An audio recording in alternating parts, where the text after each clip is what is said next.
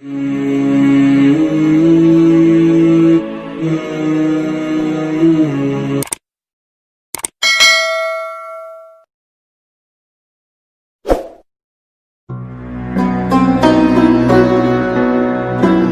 اب اسرائیل کو تسلیم کرنے لگے؟ پاکستان کی حیثیت سے بات نہیں کر رہا، امت مسلمہ کیا اب ان سے دوستی کر لے، قطع نظر کے فلسطینیوں کے ساتھ کیا ہو رہا ہے؟ بسم اللہ الرحمن الرحیم۔ بہت اہم موضوع پر آج ہم گفتگو کر رہے ہیں، اور پاکستانی میڈیا میں عمومی طور پر ایک تحقیقی انداز سے اس عنوان پر بات نہیں کی جاتی، اور میں چاہوں گا کہ اس موضوع پر مزید پروگرامز ہونے چاہیے تاکہ تفصیلی طور پر عوام کے سامنے حقائق کو لایا جا سکے۔ میں مفتی صاحب قبلہ کی بات کی تائید کروں گا کہ اب شیخ عبدالرحمن سدیس کا جو خطبہ ہے 4 ستمبر 2020 کو جو جمعۃ المبارک کا 2 خطبوں کی صورت میں انہوں نے ڈیلیور کیا ہے، تقریباً ان 26 منٹ کے حصوں میں مجھے کہیں بھی کوئی ایسی بات نظر نہیں آئی کہ جس میں انہوں نے اسرائیل کو تسلیم کرنے سے متعلق یا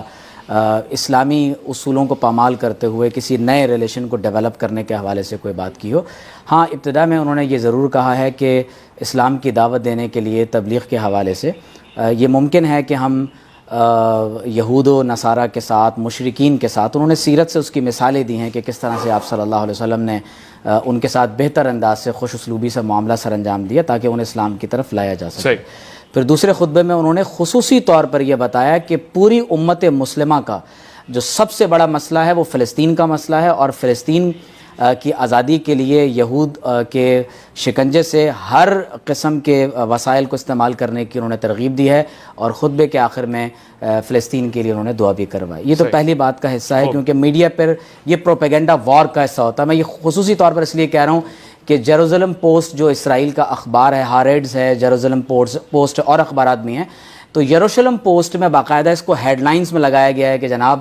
خانہ کعبہ سے مکہ کے امام سدیس نے اسرائیل کو تسلیم کرنے کی طرف پیشرفت کی کا عندیہ دے دیا۔ تو میں سمجھتا ہوں کہ یہ پروپیگنڈا وار کا حصہ ہے، ایسا کچھ نہیں ہو رہا۔ ہاں، یہ ایک الگ بات ہے۔ اب یہ ایک الگ مسئلہ ہے کہ اسرائیل کو تسلیم کرنا یا نہ کرنا، امارات یا دیگر عرب ممالک یا پاکستان کا اس میں کیا کردار ہو سکتا ہے۔ تو میں یہاں پر چند باتوں کی اصولی طور پر وضاحت کرنا ضروری سمجھتا ہوں۔ نمبر 1، بحیثیت مسلمان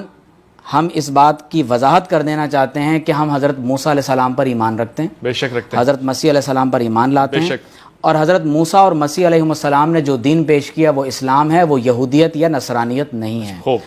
ہم یہودیت کے بحیثیت ایک مذہب خلاف نہیں ہیں۔ ہمارے نبی صلی اللہ علیہ وسلم کے دور مبارک میں اہل کتاب یہود و نصارہ دونوں موجود تھے، اور میں آپ کی معلومات کے لیے بتاؤں کہ تقریباً 40 سے زائد صحابہ کرام اور صحابیات میں مرد اور عورت ایسے ہیں کہ جن کا تعلق مذہباً نسلاً یہود سے تھا، اور نصارہ کے مقابلے میں زیادہ مسلمان ہونے والے یہودی ہیں۔ تو ایک بات یہ سمجھ لیجئے کہ اسرائیل کی بنیاد یہودیت کے مذہب پر نہیں ہے۔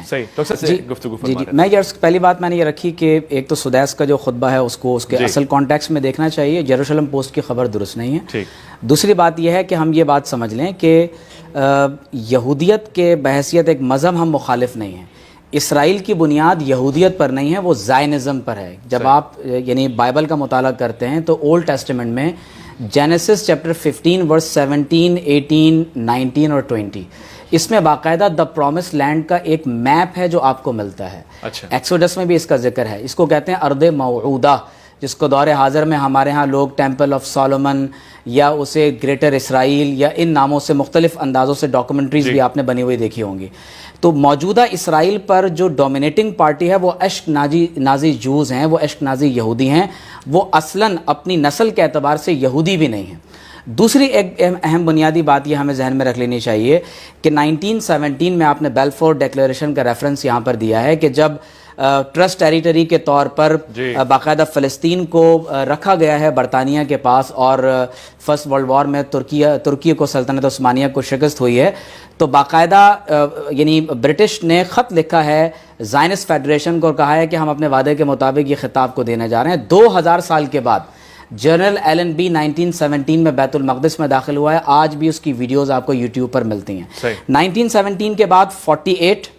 اسرائیلی ریاست کا اعلان ہوتا ہے، 48 کے بعد 67 عرب اسرائیل وار ہوتی ہے، اور اب حال ہی میں ڈونلڈ ٹرمپ نے کس طرح سے تل اویو سے اسرائیل کے دارالحکومت کو منتقل کرنے کا حکم سنایا ہے کہ اسے اب باقاعدہ یروشلم کی طرف منتقل کیا جا رہا ہے۔ بتانا میں یہ چاہتا ہوں کہ اگر آپ اسرائیل کو قبول کرتے ہیں تو دو بڑے ایشوز آپ کے سامنے ہیں۔ نمبر ایک، آپ کی خارجہ پالیسی کے اعتبار سے یہ اسلامی دنیا کے لیے فائدہ مند ہوگا یا نقصان دہ ہوگا؟ تو یہ سمجھ لیجئے کہ اسرائیل کی باؤنڈریز تو بائبل میں لکھا ہوا ہے کہ فرام یوفریٹس ٹو نائل، دریائے فرات سے دریائے نیل تک، فرات عراق میں ہے اور نیل مصر میں ہے، اور اگر آپ اس کے ارد گرد کے تمام خطوں جو بائبل میں ذکر ہیں، جو میں نے ریفرنس آپ کے سامنے پیش کیا، اگر آپ ان خطوں میں دیکھیں تو اس میں خیبر کے وہ علاقے بھی شامل ہیں جہاں پر یہودیوں کی باقاعدہ بستیاں آباد تھیں، گویا کہ وہ مدینہ طیبہ کا ایک حصہ بھی حاصل کرنا چاہتے ہیں۔ تو اگر آپ اسرائیل کو تسلیم کرنے کی بات کرتے ہیں تو یہ ڈکلیریشن آف وار ہے، کیونکہ یوفریٹس دریائے فرات سے دریائے نیل تک، مصر اور عراق اور مدینہ طیبہ کا یہ تمام کا تمام حصہ گریٹر اسرائیل کے یا دا پرومس لینڈ کے ایریا میں آتا ہے۔ دوسرا ایشو یہ ہے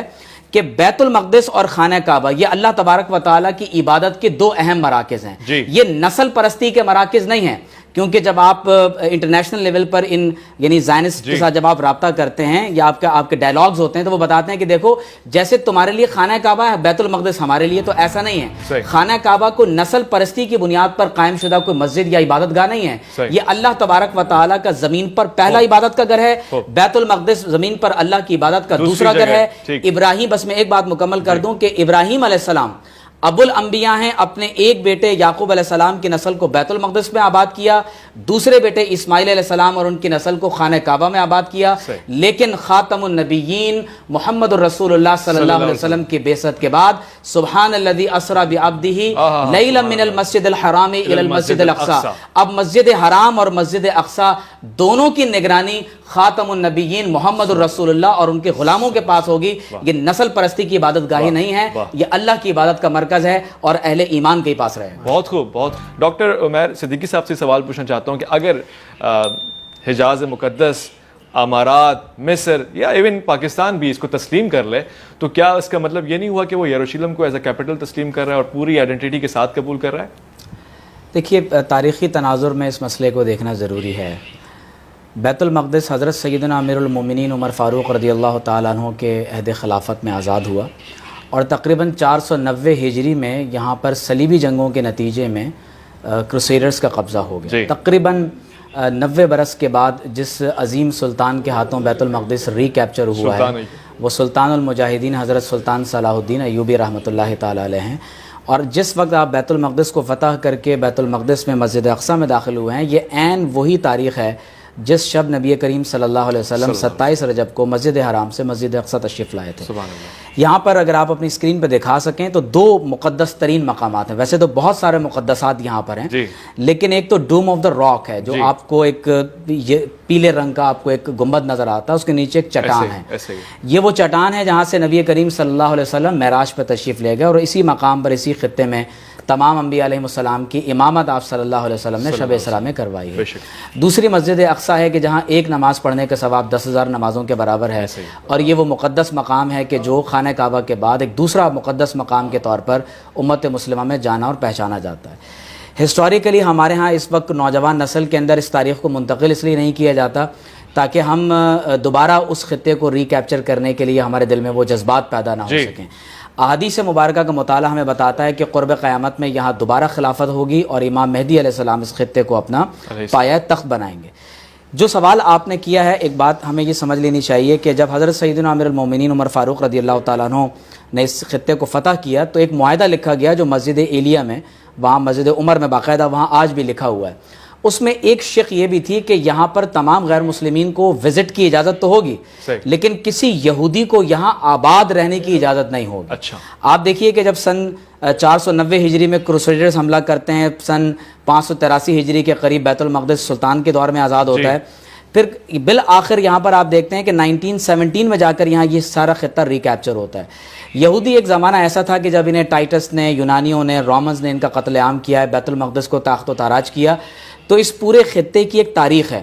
یہاں پر باقاعدہ ایک پالش جو گزرا ہے، اس کا نام ہے لیوپنسکر، اس نے ایک کتاب لکھی آٹو ایمنسپیشن۔ اچھا، اس نے یہودیوں سے کہا کہ بھئی جوئش کوسچن کو ایڈریس کرنے کا طریقہ یہ ہے کہ تمہاری کوئی فادر لینڈ ہونی چاہیے، ہمارے پاس کوئی خطہ زمین نہیں. تو پوچھا گیا وہ کون سا ہوگا, اس نے کہا وہ یروشلم ہے. صحیح. اس کے فوراً بعد تھیوڈور ہرزل ہے جس کو زائنزم کا بانی کہا جاتا ہے, اس نے کہا کہ ایک یہودی ریاست ہونی چاہیے, وہ بیت المقدس ہوگا. سلطان عبد الحمید ثانی کے پاس جب یہ گئے ہیں تو سلطان نے زمین سے ایک ٹینکا اٹھا کر کہا کہ میں تمہیں اتنی زمین کا ٹکڑا بھی فلسطین میں سے نہیں دوں گا, کیونکہ مسلمانوں کو یہ معلوم کہ اگر آپ نے یہودیوں کو یہاں داخلے کی اجازت دی تو یہ ایکسپینڈ کریں گے اور نتیجتاً یہ تمام تر خطے آپ کے ہاتھ سے نکلتے چلے جائیں گے. تو میں یہ سمجھتا ہوں کہ 1917 میں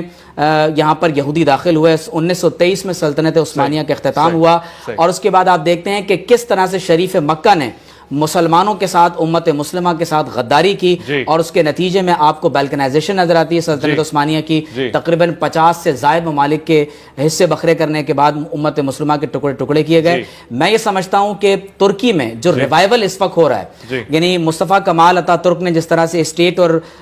دین کی تقسیم کرنے کی کوشش کی ہے, تقریباً 100 سال کے بعد ہمارے وہ صوفیاء کرام کہ جنہوں نے اپنے خانقاہوں میں, وہ علماء جنہوں نے مدارس میں اسلام کی شمع کو ترکی کے اندر روشن رکھا, ترکی ماڈرن ترکی بننے کے باوجود آج